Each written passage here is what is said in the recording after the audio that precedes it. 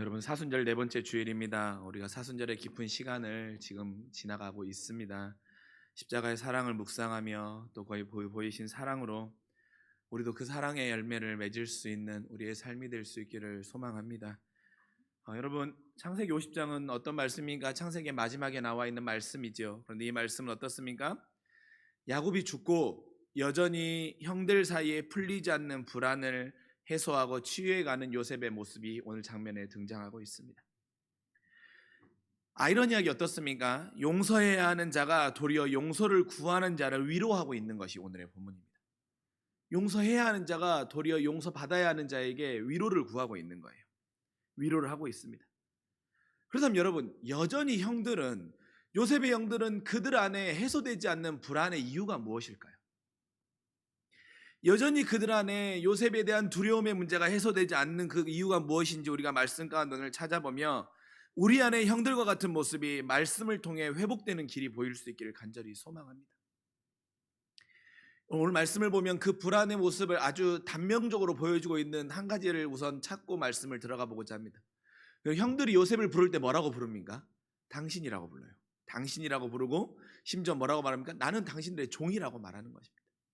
여러분 형제간에 어떻습니까? 당신이라고 말하지 않지요. 사실은 완전 사이가 틀어지는 사이가 아니면 당신이라고 하지 않는데 지금은 어떻습니까? 형들에게 요셉은 매우 두려운 존재이기 때문에 나의 동생이 아니라 나에게 어떻게든 나의 목숨을 어떻게든 할 수 있는 존재임을 알기 때문에 당신이라고 하는 것입니다. 여러분 어떻습니까? 아버지 야곱이 이제 죽고 나서 요셉이 아버지 야곱의 성대하게 장례를 치르지요. 그리고 이제 어떻습니까? 요셉을 제외한 남은 형제들이 어느 날 모여요.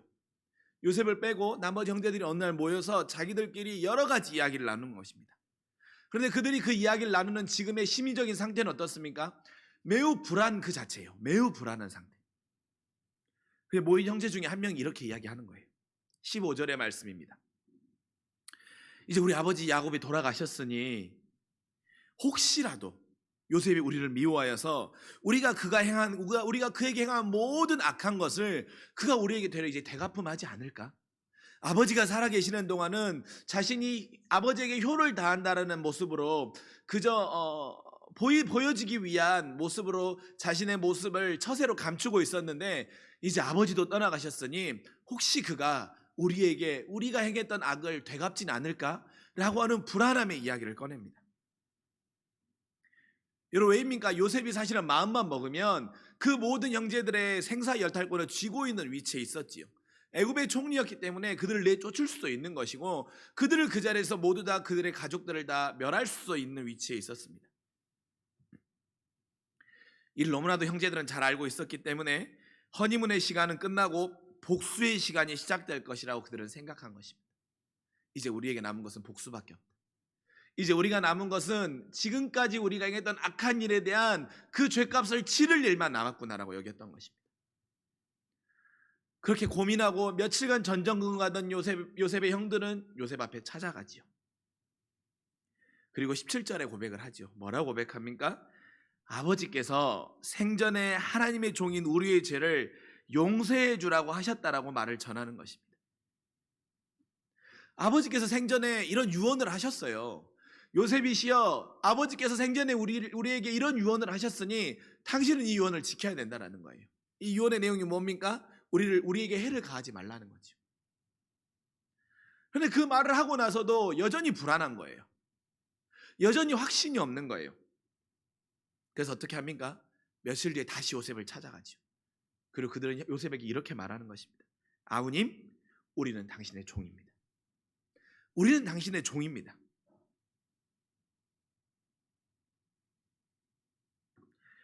요셉이 형들에게 어떠한 복수에 대한 사인이나 어떠한 말이나 어떠한 행동이나 어떠한 제스처를 하지 않았음에도 불구하고 형들은 계속해서 요셉을 두려워하는 것입니다. 요셉은 어떻습니까? 형들과 오랜 시간 끊어져 있던 관계를 회복하고 싶어서 부단한 노력을 하고 있고 부단한 노력을 하고 있음에도 불구하고 형들의 눈에는 요셉은 동생으로 보이지 않는 거예요. 권력자로 보이는 것이고 우리가 행했던 그 악한 일을 되갚아줄 수 있는 사람으로만 보이는 것입니다. 그리고 언제라도 우리가 저지른 죄에 대해서 심판할 수 있는 심판자로 요셉을 만나고 있는 것입니다. 요셉은 심판자이고 요셉은 나에게 두려운 자이고 우리가 행했던 악을 되갚을 사람이라고 여기고 있는 것입니다. 여러분, 근데 사람이 어떻습니까? 누군가 나에 대해서 굉장히 두려워하고 누군가 나에 대해서 굉장히 불안해하면 상대방이 그걸 느낍니까? 못 느낍니까? 그 감정을 고스란히 느껴요. 고스란히. 요셉도 형들의 이런 감정을 몰랐을 리가 없어요. 그래서 요셉이 아주 부단한 노력을 시도합니다. 여러분 어떻습니까? 그 시도의 첫 번째 모습이 무엇입니까? 그들이 형들을 다시 만났을 때 창세기 45장 5절에 이렇게 고백하지요. 형들에게 자신의 신분을 드러내고 나서 내가 요셉입니다라고 말한 다음에 요셉이 뭐라고 말합니까? 형님들 자책할 필요도 없습니다. 걱정하실 거 전혀 없습니다. 이 모든 일들은 하나님이 형들보다 나를 이곳에 먼저 보내기 위한 계획이셨습니다. 형님들 이것은 형님들의 악한 행동의 결과가 아니고 그렇기 때문에 자책할 필요도 없어요. 원망하실 것도 없어요. 내 안에 그런 감정이 아무것도 없습니다. 오직 이 모든 과정은 하나님께서 우리를 구원하시기 위해 나보다 먼저 형들보다 먼저 나를 이곳에 보낸 하나님의 섭리였어요. 하나님의 인도하심이었어요 라고 형들을 위로합니다. 그럼에도 여전히 형들은 이를 믿지 못하고 여전히 두려워하고 불안했던 것이죠. 여러분 그 시간이요, 요셉이 형들에게 자신의 신분을 드러낸 이후에 아버지가 죽기 전까지 오랜 시간이었습니다. 그 긴 시간 동안에도 여전히 형들 안에는 그 문제가 해결되지 않는 거예요. 불안이 사라지지 않는 거예요. 요셉이 좋은 집을 제공해주고 또한 애굽 안에 살 곳을 마련해주고 지극정성으로 사랑을 베풀고 또한 그 사랑의 마음을 나누었음에도 불구하고 형들 안에는 그 두려움의 문제가 해소되지 않는 겁니다. 여러분 좀 이상하지 않습니까? 누군가 나에게 많은 사랑을 베풀고 누군가 나에게 많은 사랑을 부었음에도 불구하고 그 사랑을 받는 대상이 그 안에 여전히 그 불안함이나 두려움이 해소되지 않는 거예요. 사라지지 않는 거예요. 혹시 여러분에게도 그런 경험 있으십니까? 누군가 나에게 잘해주고 누군가 나에게 많은 사랑을 베풀 때 그 사랑을 사랑으로 받는 것이 아니라 혹시 그 사람이 나에게 사랑을 베풀 때 저 사람이 저렇게 나에게 잘해주는 데는 분명한 이유가 있을 거야. 사람이 어떻게 아무런 이유나 아무런 조건 없이 나에게 잘해줄 수 있어? 그렇지 않을 거야. 어떤 이유가 숨겨져 있을 거야. 그리고 내가 저 사람이 나에게 이렇게 사랑을 베풀어 준 거에 대해서 내가 그 사람한테 이 사랑을 갚지 않으면 그 사람은 분명히 나에게 복수할 거야. 분명히 더한 것으로 나에게 뭐 어떤 걸 원할 거야. 요구할 거야. 혹시 여러분은 이런 식으로 누군가의 사랑에 대해서 반응하는 형들의 모습은 여러분 안에는 없으십니까? 그렇다면 그 원인이 뭡니까? 그 이유가 무엇이냐는 거예요. 요셉과 형들의 분명한 차이가 있는데요, 형들은 약속의 위대함을 경험해 보지 못했습니다.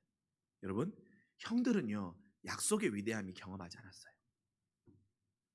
하나님은 어떻습니까? 요셉에게 계속해서 약속하세요. 계속해서 모든 순간순간 약속하세요. 인생의 중요한 순간마다 약속을 하십니다.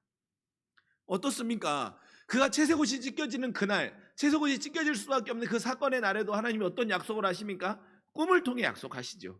근데 당시에 요셉은 치기 어리고 세상 표현, 속된 표현으로 하면 좀 개념이 없고 아직 철이 덜 들어가지고 그것을 성숙하게 해석하고 성숙하게 표현하는 방법을 몰랐죠. 그 순간에도 하나님은 요셉에게 약속을 해주셨어요. 또 어떻습니까? 보디발의 아내에게 억울한 누명을 써서 감옥에 갇혔을 때도 어떻습니까? 하나님이 꿈을 통해서 또 약속해 주시죠. 또 어떻습니까? 요셉이 애굽의 총리가 되는 결정적인 계기가 되는 그 사건 가운데에도 하나님은 꿈을 통해서 요셉에게 약속을 해주신다니까요. 요셉은 하나님의 약속을 매 순간순간마다 경험을 합니다.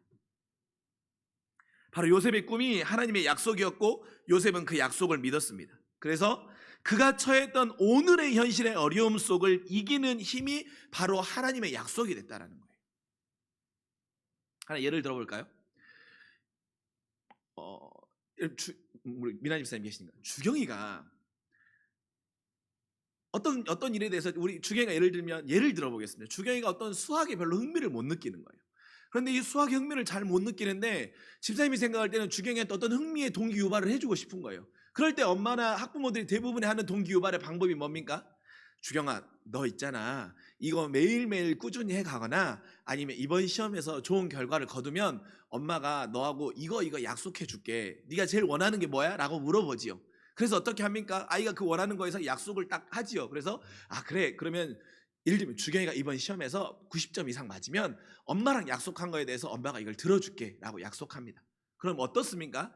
주경이에게는 이 약속이 소망이 되는 거예요. 이 약속이 소망이 되어서 어떻습니까? 이 소망을 붙잡고 열심히 해가는 거예요. 그래서 어떻게 합니까? 주경이가 그 시험에서 100점을 맞아요. 100점을 맞아서 어떻게 됩니까? 엄마와 약속했던 그 소망을 얻게 돼요. 그러면 어떻습니까? 그 소망은 현재를 더 현재를 복된 현재로 만들어 놓는 거예요.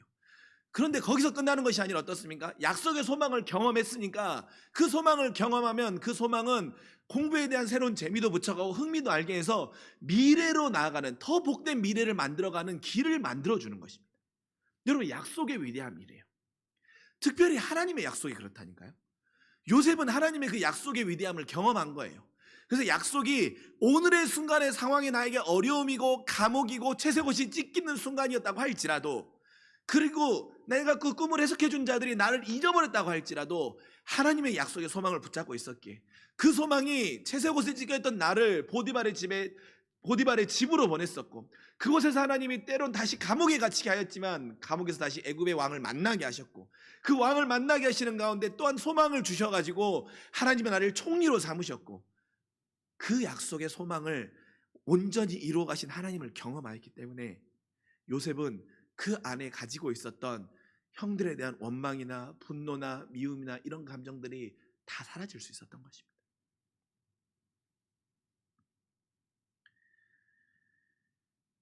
그러니 여러분, 약속의 주차 되신 하나님께서 나를 먼저 이곳에 보내셨다라고 하는 그 요셉의 고백은 평범한 그저 감상평이 아니에요.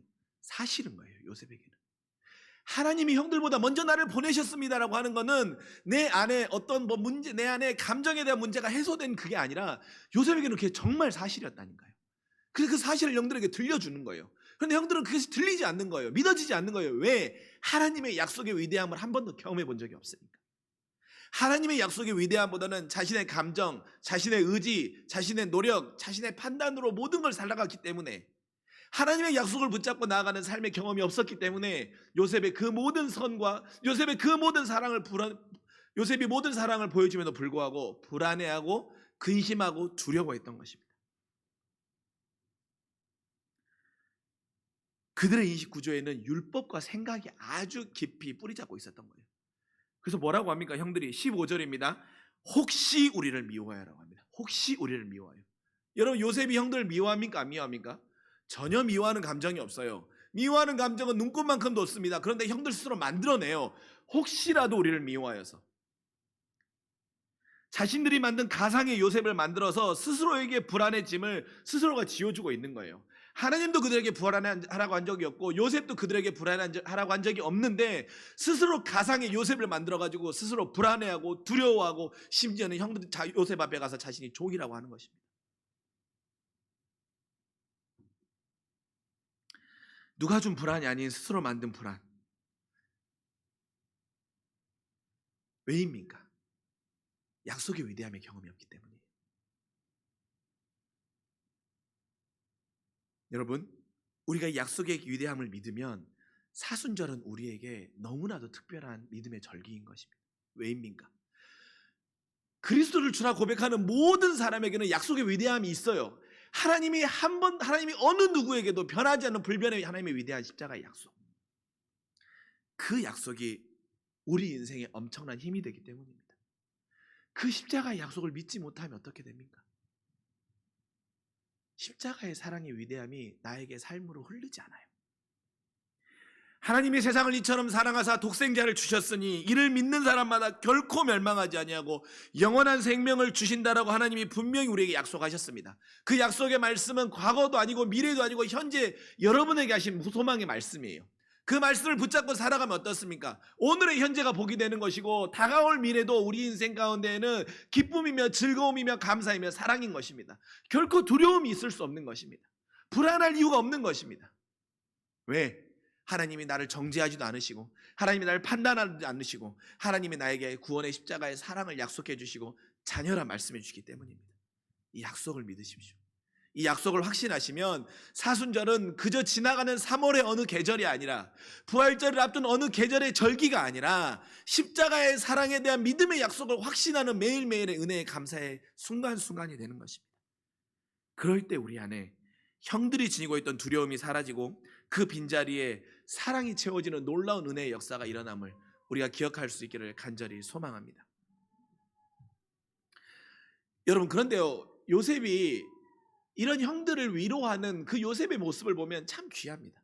그래서 우리도 이런 사랑의 모습을 좀 믿음의 도전으로 받았으면 좋겠어요.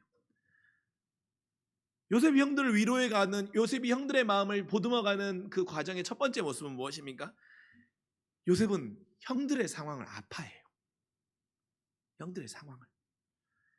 여러분, 17절의 말씀입니다. 보십시오. 형들이 와서 이렇게 말하잖아요.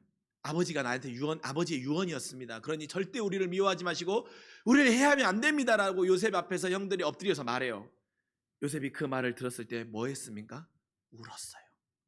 운 거예요. 너무나도 가슴이 아팠던 거예요. 형들이 자신 앞에서 아버지의 유언이라고 말하면서 보이는 표정과 감정을 읽을 때 요셉의 가슴이 너무나도 찢어졌던 것입니다. 그러니 그 말을 듣는 순간 왈칵 눈물이 쏟아진 거지. 요셉과 형들의 재회 시간이 결코 짧은 시간이 아닌데, 그럼에도 여전히 자신을 어려워하고 불안해하는 형들의 모습 속에서 너무나도 속상한 것입니다. 너무나도 미안한 것입니다.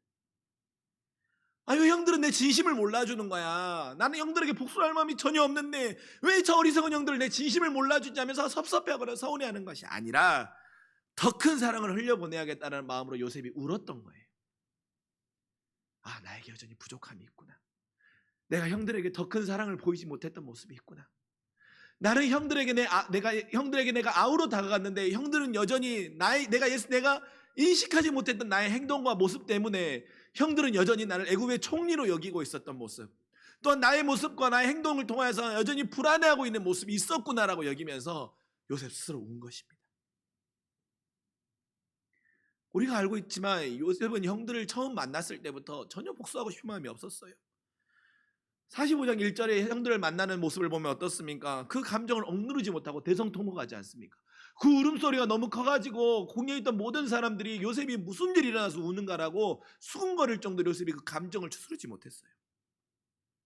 그것은 억울함의 감정이 아닙니다. 왜 이제 와서 찾아왔고, 그런 감정이 아니에요. 형들에게 자신의 신분을 드러내지 말자, 아까 말씀드렸던 5절의 말씀하는 거지 않습니까? 자책하지도 말고 걱정하지도 마십시오. 하나님이 나를 여기 먼저 보내셨습니다. 그리고 나서 뭐라고 말합니까? 45절 8절에 이렇게 말합니다. 실제로 나를 이리로 보내신 것은 형들이 아니라 하나님이시라고 고백하는 것입니다. 하나님이 나를 보내셨습니다. 자신 안에 모든 사건들이 하나님의 사랑으로 다 해결됐기 때문에 문제가 되지 않았던 거예요. 그래서 형들도 그 하나님의 사랑을 알기를 원했던 거예요.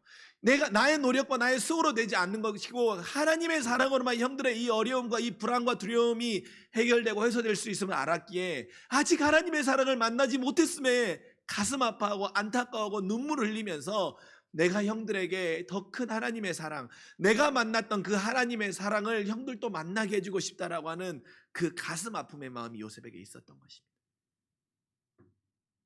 그런 요셉은 내 진심을 몰라주냐는 것보다 더 크고 풍성한 사랑으로 그들을 회복하려고 하는 모습을 선택했던 것입니다.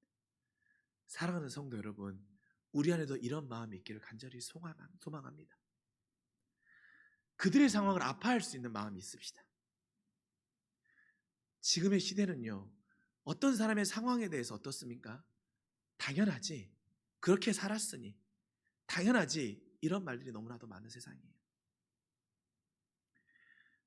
어제 지나가면서 한 뉴스를 보니까 이런 뉴스가 있더라고요. 제가 언젠가 금요 설교 때도 한번 이야기 나눈 적이 있는데, 선한 영향력이라고 했던 그 누구 사장님이신데, 아이들이 급식 카드에 돈이 없어서, 아니면 그 돈이 모자라서 아이들이 편의점에서 삼각김밥이나 컵라면으로 식사를 때우는 모습이 너무나도 안타까워서 홍대에 있는 파스타집에서 선한 영향력이라고 하는 그 마음으로 아이들이 무조건 와서 식사를 먹고 갈 수 있도록, 그리고 나갈 때는 그냥 윙크 한번 해주고 나가면 되는 그 일을 하셨던 분의 기사가 이야기로 나갔어요. 그리고 어떻습니까? 최근에 또 어떤 그 치킨집 사장님 그래가지고 돈줄 났다 했잖아요. 돈으로 혼났다잖아요. 근데 그 뉴스가 나가고 나서 선한 영향력이라고 하는 멤버십으로 함께했던 사람들의 그룹이 한 300분 정도 됐었대요. 근데 그 뉴스가 나가고 나서 일주일 만에 500분의 사람들이 다 같이 모여서 같이 했대요. 심지어 전라남도에는 그런 급식카드 제도가 없대요. 그러니까 중식하는 분들끼리 그 연합체가 있나 봐요. 거기 연합체에서 자기네 스스로 카드를 만들었대요. 그래서 동사무소에 갖다 줬다는 것입니다. 그래가지고 주변 형편이 어려운 아이들에게 그 카드를 가지고 오면 몇 번이고 어느 순간이고 와서 아이들이 먹고 싶은 음식을 다 주기로 그걸 결의했다라는 거예요. 여러분 무엇입니까? 선한 영향력. 아파하는 거예요. 아파하는 거예요. 더 큰 사랑으로 그들이 요즘 밥 못 먹어서 굶는 아이들이 도대체 어디 있다는 게 말이 안 되지 않습니까? 그러니까 그 아픔이 나의 아픔이 돼서 그들에게 그런 아픔을 느끼지 않도록 하기 위한 사랑의 선한 영향력. 비록 코로나 때문에 내 형편과 내 가게도 어렵지만 그것보다 더 큰 사랑을 나누기를 원한 선한 마음이 그들 안에 있기 때문에 그러한 일을 해나갈 수 있지 않겠습니까? 사랑하는 성도 여러분, 우리 안에도 이러한 누군가를 향해 때로는 나의 가족일 수도 있고 나에게 상처를 준 일일 수도 있습니다. 그들의 모습을 아파하며 그들에게 사랑을 나눌 때 우리 안에 요셉과 같은 놀라운 치유자의 힘이 나올 수 있음을, 또한 여러분이 그런 사람이 될 수 있음을 기억하시길 간절히 소망합니다. 여러분, 둘째로 요셉은요, 스스로의 위치를 낮춰요. 스스로의 위치를. 요셉이 형들에게 19절에 두려워 말라고 말하면서 뭐라고 합니까? 내가 하나님을 대신할 수 있냐고 말해요. 나는 하나님을 대신할 수 없습니다. 무슨 말입니까? 나는 판단자가 아니라는 거예요. 내가 판단해가지고 형들이 그 전에 나를 버렸지라고 하는, 나는 형들의 옳고 그름을 판단하는 판단자가 아니라 나도 도리어 여러분과 똑같은 하나님의 자녀이고 하나님의 판단을 받아야 되는 대상이라고 여기는 거예요. 왜입니까? 형들은 자꾸 요셉을 자신과 다른 범접할 수 없는 차이가 나는 존재라고 여기고 있는 것입니다. 우리 사이의 갭이 너무 크다고 형들은 여기고 있는 거예요. 그래서 형들은 요셉은 하나님처럼 여기는 마음을 요셉이 느꼈던 거예요. 그러자 요셉이 형들에게 말하는 거예요. 난 하나님이 아니에요. 난 판단하는 사람이 아닙니다. 자신의 위치를 낮추며 그들의 시선에 맞추며 형들을 위로하고 있는 것입니다. 내가 잘나고 내가 총리여서 형들을 판단하고 평가하는 것이 아니라 이 모든 일은 전적으로 하나님께만 속해 있는 것이라고 요셉이 말하는 것입니다. 스스로 상대방에게 위치로 내려오는 것은 여러분 결코 쉬운 일이 아닙니다. 나의 위치를 스스로 낮춘다는 건 결코 쉬운 일이 아니에요. 부모가 자녀에게 자신 위치를 낮춘다는 건 쉬운 일 아니고요. 뻔히 봐도 세상의 기준으로 봤을 때 나보다 낮거나 나보다 낮은 사람에게 내 위치를 낮춘다는 일 결코 쉬운 일이 아닙니다. 그러나 그 위치를 낮출 때 그 상대방의 마음에 빗장이 열리는 것입니다. 그리고 그 위치에서 상대방을 바라봐 줄 때 그 사람에게도 회복의 길이 열리는 것이고 그 안에 두려움이 사라지는 것입니다. 여러분, 마지막으로 요셉은요, 형들에게 현재와 마지막에 미래의 소망을 심어줍니다. 그들의 상황을 아파하고 자신의 위치를 낮추고 현재와 미래에 대한 소망을 형들에게 심어줘요. 요셉이 형들에게 21절에 약속을 해요. 뭐라고 약속합니까? 당신의 자녀를 기르겠다는 말로 간곡하게 위로합니다. 여러분, 이거보다 더 분명한 약속이 어디 있습니까? 형들이 불안해하잖아요. 나를 죽이고 우리 가족을 몰살시켜버리면 어떨까라고 불안해하잖아요. 근데 요셉이 형들이 도저히 그것을 대해서 받아들이지 못하니까 가장 분명한 약속을 하지 않습니까? 내가 당신의 자녀들을 책임지겠다라는 거예요. 당신들이 죽고 난 이후에 내가 먼저 살면 내가 당신들의 자녀를 책임지겠다니까요. 이 애굽에서 당신의 자녀들이 해를 당하지 않도록 내가 보증하겠다라는 것입니다. 자녀는 그들의 미래입니다. 현재인 그들과 미래인 자녀를 요셉이 기르겠다는 말로 지금뿐만이 아니라 이후의 순간에도 대가품이 없을 것이니 불안해하지 말라는 확실한 위로를 형들에게 요셉은 선물하는 것입니다. 선언하는 것입니다. 확인시켜주는 것입니다. 물론 요셉이 물질적으로 책임진다라고 하는 그 의미가 있을 수도 있습니다. 그러나 그보다 더 큰 의미는 바로 24절입니다. 내가 나이를 들어 책임질 수 없는 순간이 올지라도 하나님이 돌보시고 인도해 주실 것이라는 소망을 심어주는 거예요. 여러분, 이 소망이 중요합니다. 이 소망. 요셉이 형들에게 심어했던 소망은 설령 내가 죽어서 사라진다고 할지라도 하나님이 돌보시고 여러분과 여러분의 자녀를 인도해 주실 것이라고 하는 그 현재와 미래의 소망을 심어주는 것입니다. 이것만이 형들의 불안함과 두려움을 없앨 수 있는 기름을 요셉이 알았기 때문입니다. 여러분, 요셉이 형들을 위로하고 회복하는 장면과 방법을 돌아보면 그 핵심이 무엇입니까? 바로 사랑이에요. 요셉 안에 사랑이 없으면 이것을 할 수 없습니다. 그리고 요셉의 그 사랑의 원천은 어디입니까? 바로 하나님으로부터 받았던 그 약속이, 또한 약속의 성취가 요셉에게는 사랑으로 분명하게 자리 잡았던 것입니다. 그가 하나님에게 충만한 사랑을 받았기에 그 사랑으로 철부지였던 자신도 변화됐던 거예요. 그리고 그 마음 안에 있던 미움이나 원망의 감정도 눈노뜩 사라져 버린 것입니다. 그래서 형들을 만났을 때 더 이상 미움의 감정이 나오지 아니하고 더 큰 사랑의 마음이 불일 듯 일어났던 것입니다. 심지어 그들이 그것들을 내 삶에 아무런 도움이 되지 않았음을 사랑을 통해 그는 분명히 경험한 것입니다. 미움이나 두려움이나 원망이나 좌절이나 절망은 나의 삶에 아무런 도움이 되지 않는다라는 것을 요셉은 자신의 삶을 통해 뼈저리게 경험한 거예요. 여러분 기억하십시오. 여러분의 인생 가운데 미움이나 두려움이나 원망이나 좌절이나 책망이나 자책하는 일, 여러분의 인생에 아무런 도움이 되지 않습니다. 그것은 여러분의 인생을 파괴할 뿐입니다. 여러분의 인생 가운데 도움되는 유일한 것 하나는 사랑밖에 없습니다. 바로 그리스도의 사랑, 또한 내 안에 충만한 사랑, 이웃을 향한 사랑. 그러니 형들을 대할 때도 다가가는 방법이 사랑으로 다가갔던 것입니다. 그런데 여러분, 그 사랑은 물질의 가품이나 세상의 보상으로는 결코 표현되지 않습니다. 그것들로 그 사랑이 전해지지 않아요. 요셉을 회복한 것도 그렇고 형들이 요셉에게 전하려고 한 것도 바로 하나님의 사랑이었지 않습니까? 내가 하나님의 사랑으로 회복되면 하나님을 향한 신뢰와 회복의 관계의 결과가 나타나고 하나님의 사랑이 잠깐이 아닌 근본적이고 영원한 우리의 삶을 책임져 주는 것처럼 우리 안에도 하나님의 사랑이 충만해질 때, 하나님의 사랑으로 여러분이 회복되어질 때, 여러분이 하나님의 사랑이 마르지 않는 하나님의 사랑이 여러분 안에 숨쉴 듯 일어날 때 여러분의 삶은 요셉과 같이 누군가의 두려움을 해결해 주는 자가 되어진 것이고, 누군가를 세우는 자가 될 것이고, 누군가를 위로하는 자가 될 것이고, 누군가를 섬기는 자로 여러분이 쓰임 받을 것입니다. 아니, 그것보다 더 우선적으로 여러분이 여러분의 삶을 원망하거나 위로하거나 원망하거나 책망하거나 절망하거나 비관하지 아니하고 여러분의 삶을 자녀로서 천국의 온전한 삶을 살아갈 수 있는 것입니다. 사랑하는 성도 여러분, 요셉의 형들처럼 두려워하며 살아가시겠습니까? 아니면 요셉과 같은 삶을 살아가시겠습니까? 하나님은 여러분에게 현재와 미래의 소망 약속으로 분명히 말씀해 주셨습니다. 여러분을 이처럼 사랑하사 독생자를 주셨습니다. 그 아들을 믿는 자는 멸망하지 않고 영원한 생명을 허락하시겠다. 더 이상 너는 내가 종이라 부르지 아니하고 자녀라 부르시겠다고 하나님은 여러분에게 분명한 사랑의 약속을, 소망을 주셨습니다. 여러분 그 약속의 위대함만 믿으십시오. 그 순간 여러분의 삶에는 놀라운 변화가 일어날 것입니다. 그 사랑의 은혜를 누리며 이번 사순절에, 이제 사순절에 정말 한복판을 지나고 있는 우리가 그 사랑으로 회복되고 온전케 되는 귀하 복된 주의 자녀들이 되시길 주님의 이름으로 간절히 축원합니다. 기도하겠습니다. 사랑이 많으신 아버지 하나님, 우리 안에 여전히 두려움에서 나오지 못하고 있는 우리의 모습들이 있습니다. 그것은 무엇입니까? 약속의 위대함을 경험하지 못했기 때문입니다. 하나님은 우리에게 분명히 약속으로 말씀해 주셨습니다.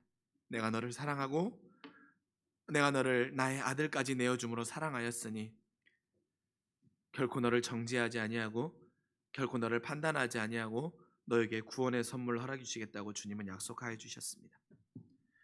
하나님, 내가 그 약속의 소망을 붙잡고 그 약속의 위대함을 믿고 살아가는 기억된 주의 자녀가 되게 하여 주시옵소서.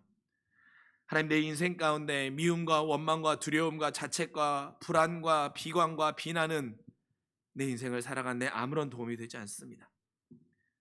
그것을 기억하고 그 자리에 그리스도의 사랑을 채우며 내 주변에 여전히 그리스도의 사랑을 모르는 자들을 위해 함께 아파하며 스스로의 위치를 낮추어서 그들의 빗장을 열고 그들에게 현재와 마지막 소망 되시는 그리스도의 십자가의 사랑을 전해주는 귀하고 복된 주님의 자녀들의 삶을 살게 하여 주시옵소서. 감사드리며 우리에게 완전한 사랑을 보이신 우리 구주 예수 그리스도의 이름으로 간절히 기도합니다. 아멘. 찬송가 151장 부르시면서 준비한 예물 봉헌하겠습니다. 우리 1절 3절 찬송합시다. 만왕의 왕 내 주께서 왜 고초당했나. 이 벌레 같은 날 위해 그 보혈을 였네. 십자가 내가 처음 볼 때에 나의 맘에 큰 고통 사라져. 오늘 믿고서 내 눈 밝았네. 참 내 기쁨 영원하도다. 늘 얻어 그 큰 은혜 나 갚을 수 없네. 나 주님께 못 맞춰서 그 보의 이름 쓰리. 십자가 내가 처음 볼 때에 나의 맘에 큰 고통 사라져. 오늘 믿고서 내 눈 밝았네. 참 내 기쁨 영원하도다. 하나님, 내가 그리스도의 사랑의 십자가의 사랑의 위대한 약속을 모를 때에는 물질이 나의 두려움과 나의 불안을 해소해주는 길이라고 여기며 살아갔습니다. 그러나 아버지 하나님, 물질은 결코 나의 두려움과 나의 불안을 해소해줄 수 없는 것이고, 우리의 두려움과 우리의 불안을 해소해줄 수 있는 것은 오직 그리스도의 십자가의 사랑 하나밖에 없습니다. 그 사랑을 믿고 확신하며 나아간 자들 되게 해주시고, 또한 그 사랑을 전하는 일에 마음을 다하는 귀하고 복된 주의 자녀들의 삶으로 우리를 도전하여 주시옵소서. 그 일을 위하여서 내가 가진 것과 주님이 허락하신 것을 나누고, 또한 그것들을 하나님께 구별하여 드리는 일을 기쁨으로 감당하는 귀하고 복된 주의 자녀들 되기를 소망합니다. 그리하여서 하나님의 나라를 이루어가는 일에 귀한 걸음과 귀한 돌 하나를 놓는 주님의 자녀들 되게 하여 주시옵소서. 감사드리며 우리 구주 예수 그리스도의 이름으로 간절히 기도합니다. 아멘.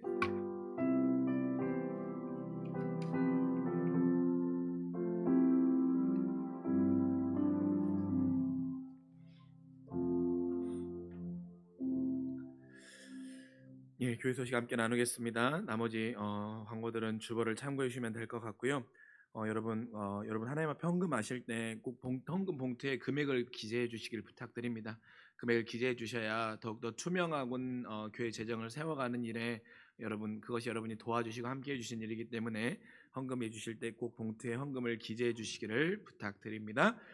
다 함께 자리에서 일어나셔서 우리 결단 찬양하시고 축도하며 예배 마칩니다.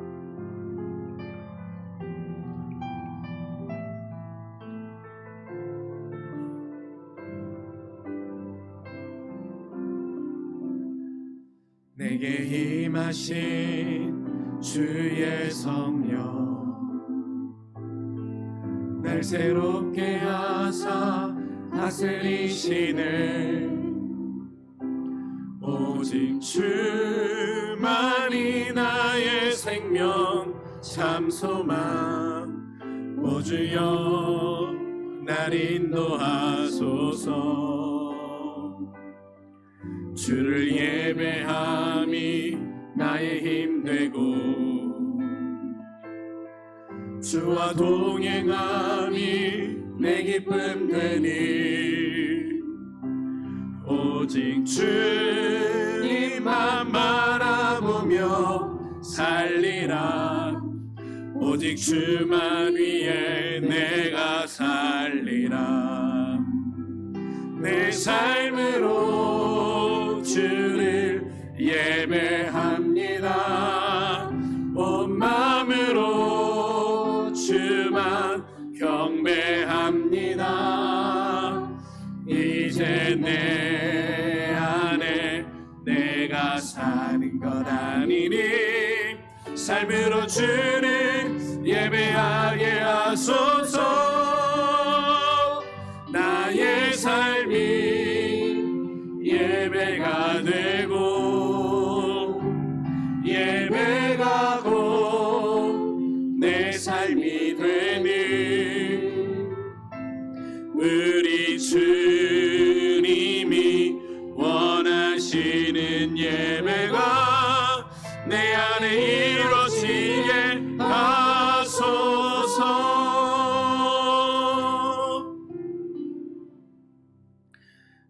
지금은 우리 구주 예수 그리스도의 은혜와 하나님의 크신 사랑하심과 성령님의 함께하심과 위로하심이 세상의 모든 두려움은 그리스도의 완전하신 사랑의 위대한 약속이 해결함을 믿고 그 그리스도의 십자가의 완전한 사랑의 약속을 붙잡고 나아가며 회복되기를 소망하는 귀하복된 주의 자녀들 머리 위에 하나님의 크신 은혜와 함께하심이 지금부터 영원토록 가득하옵시기를 간절히 축원하옵나이다. 아멘.